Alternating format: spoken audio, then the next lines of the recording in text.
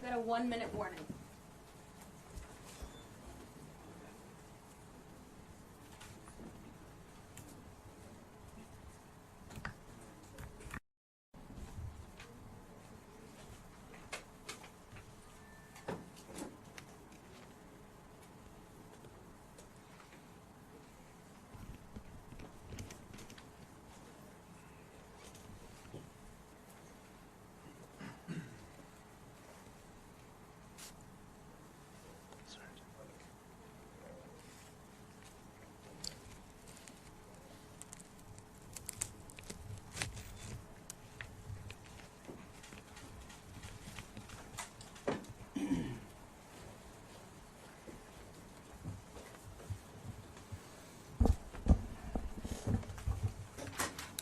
Well, good afternoon. I'm honored to stand right here today alongside one of America's finest, Admiral Brad Cooper, Commander of U.S. Central Command. We just had a chance to spend a couple of hours together, better part of 2 hours, going through the entirety of this operation, Operation Epic Fury. And Admiral, I want to thank you for everything you do and your incredible leadership, for your dynamic thinking, the way you're attacking this problem set on every level. In just days of Operation Epic Fury, you and your team have delivered nothing short of devastating, precise strikes, taking out the better part of Iran's Navy, making it combat ineffective, neutralizing missile sites and launchers, and establishing total dominance over the skies we fly over and seas we fly over. Our forces are executing with unmatched skill, and the mission is advancing decisively. This is the kind of no-nonsense, results-driven warfighting that America demands. And you're delivering it in spades. You are the man for this moment. Admiral Cooper, on behalf of the President, the Department of War, and every American watching, I want to thank you for the outstanding job you and CENTCOM are doing. Keep pressing the fight, and we are with you all the way. A few thoughts before I hand it over to the Admiral for an update. Iran is hoping that we cannot sustain this, which is a really bad miscalculation for the IRGC in Iran. You see, there's no shortage of American will here. We remember and honor our fallen, those 6 that we will soon welcome at Dover, who gave everything for their country in this mission. We remember them. But we remember them by rededicating ourselves even more fervently to this mission. Our commitment to our mission objectives only increases as our advantages continue to increase. We've got no shortage of munitions. Our stockpiles of defensive and offensive weapons allow us to sustain this campaign as long as we need to. Again, our munition status only increases as our advantage increases. Our capabilities, we have only just begun to fight, and fight decisively. Having a chance to hear from Admiral Cooper. If you think you've seen something, just wait. The amount of combat power that's still flowing, that's still coming, that we'll be able to project over Iran is a multiples of what it currently is right now when you add up our capabilities and those of the Israeli Defense Forces. And we have no shortage of authorities. The Admiral knows we have clear objectives with maximum authorities on the battlefield. The dumb, politically correct wars of the past were the opposite of what we're doing here. They had vague objectives with restrictive, minimalist rules of engagement. No more. Our authorities, his authorities, CENTCOM's authorities through the President and myself are maxed out. Our capabilities are overwhelming and gathering still, as are those of our Israeli partners. Our munitions are full up, and our will is ironclad, which means our timeline is ours and ours alone to control. As long as it takes to ensure the United States of America achieves these objectives. And as we flow more forces, and as we flow more capabilities, and as our munitions, as we're flying over the top, have even more devastating effects, we set the tempo, we set the timeline, led by the commander on the ground. Our ear is to the ground to listen to Admiral Cooper. What he needs and what he needs, he will get. We are built for this fight, and we are in it to win it. And we have the right commander in the lead. So I'll now hand it over to Admiral Brad Cooper to give you an update right here from CENTCOM. Admiral. Mr. Secretary, first, thank you very much and good afternoon, and welcome to U.S. Central Command Headquarters, America's war-fighting headquarters. It's great to be here alongside the Secretary and representing the more than 50,000 men and women in uniform currently executing Operation Epic Fury. So, Mr. Secretary, first, thank you very much for your leadership and support and the very clear vision and objectives that you've given us to allow us to use overwhelming force against the Iranian terrorist regime. And thanks to all of you for attending today, and welcome to Tampa. We are now starting our 6th day of a historic mission to eliminate Iran's ability to threaten Americans. We are, if I could channel my inner Navy officer, we are at full speed ahead in executing orders given by leadership in Washington.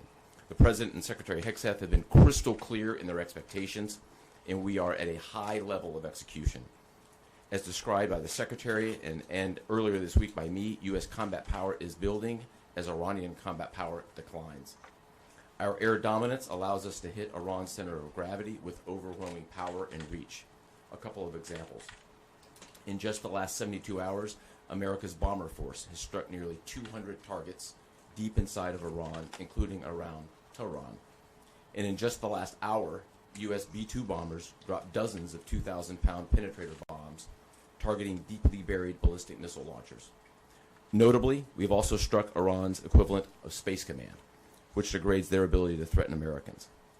Then, if I just look back over the last 24 hours of the operation compared to where we were at start, ballistic missile attacks have decreased by 90% since day one. Drone attacks have decreased by 83% since day one. Having said this, we remain vigilant. Our strikes against the Iranian Navy have intensified. You may have heard the President say just a little while ago that we have sunk or destroyed 24 ships. That was true at the moment. We're now up over 30 ships. And in just the last few hours, we hit an Iranian drone carrier ship, roughly the size of a World War II aircraft carrier, and as we speak, it's on fire. The President gave us another task, to raise or level Iran's ballistic missile industrial base. So we're not just hitting what they have, we're destroying their ability to rebuild. And so as we transition to the next phase of this operation, we will systemically dismantle Iran's missile production capability for the future, and that's absolutely in progress. This is going to take some time, but our forces are well supplied, as the Secretary said, and we are absolutely ready to prosecute this mission decisively. Our combined joint forces have relentlessly destroyed Iran's air defenses over the past few days, and they've continued hunting for more systems to kill. Our air defenders are operating at the very top of their game. I couldn't be prouder, shoulder to shoulder with our partners in the region in many cases, providing the most integrated air defense network in Middle East history. We are fighting to win. Through combined U.S. and Israeli combat power, we will continue decimating Iran's ability to project power outside its borders. And if I can just conclude by saying a strong salute to the brave men and women who are out on the pointy edge of this, really doing exceptional work. I just couldn't be prouder, and I know the American people share in that same pride. So thank you very much. Absolutely. And with that, we'll take a few questions. Yeah, right here. Sir, appreciate it.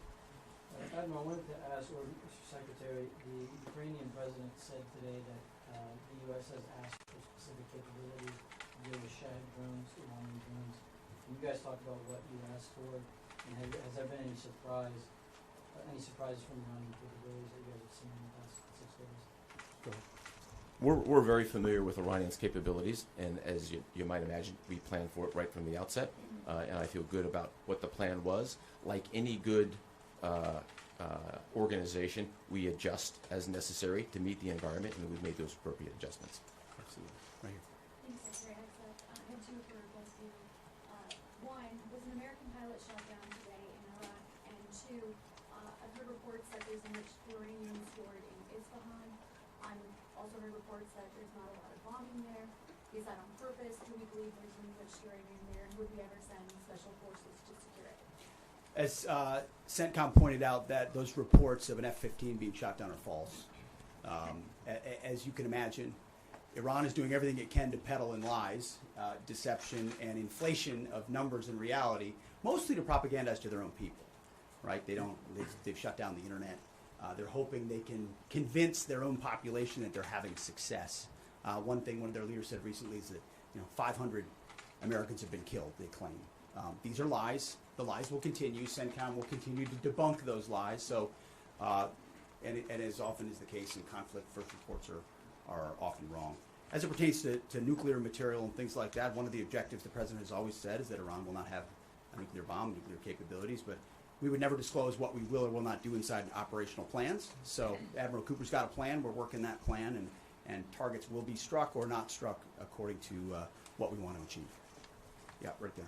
Secretary Hegseth, the president said earlier today in an interview that he would like to have a say in who's the next leader of Iran. Is this an expansion of your military objectives? Do you view it that way?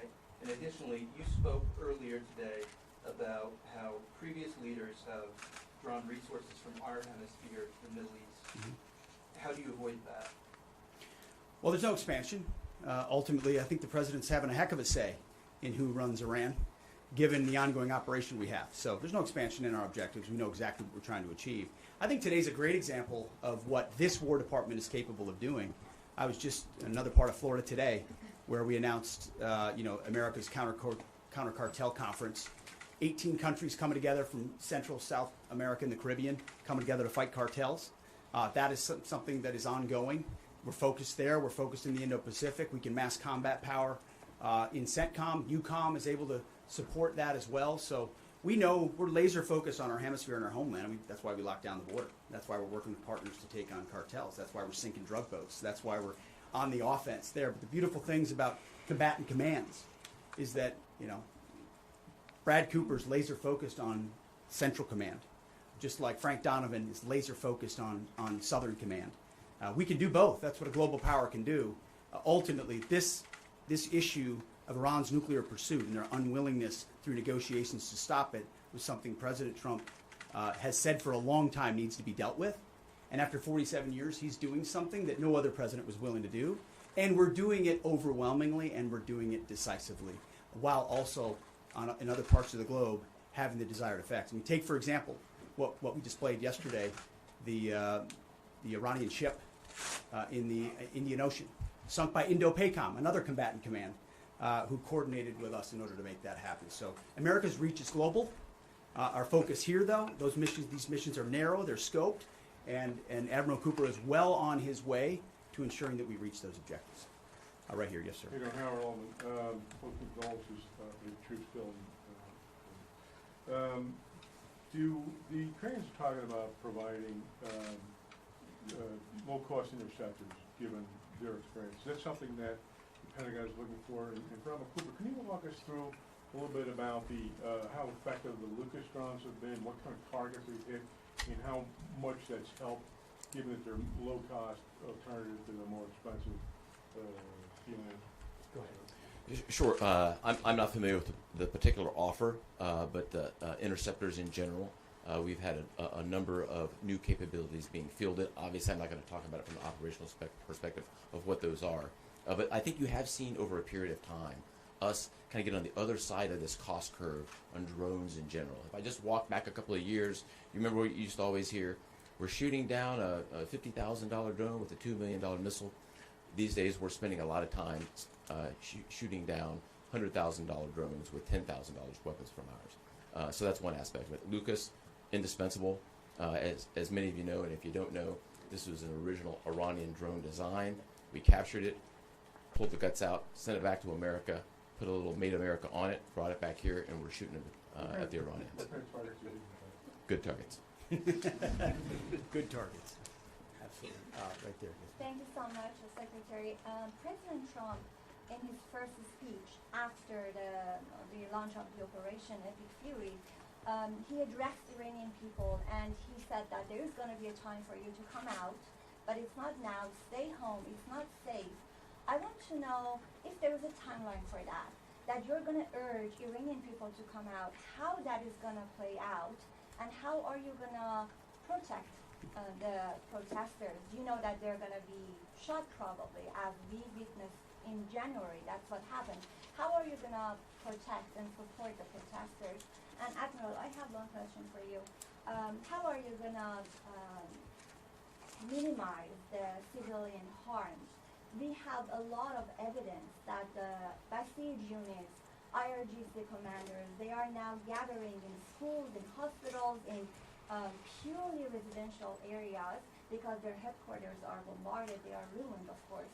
So how are you going to protect the civilians while you're attacking the IRGC people hard? Thank you.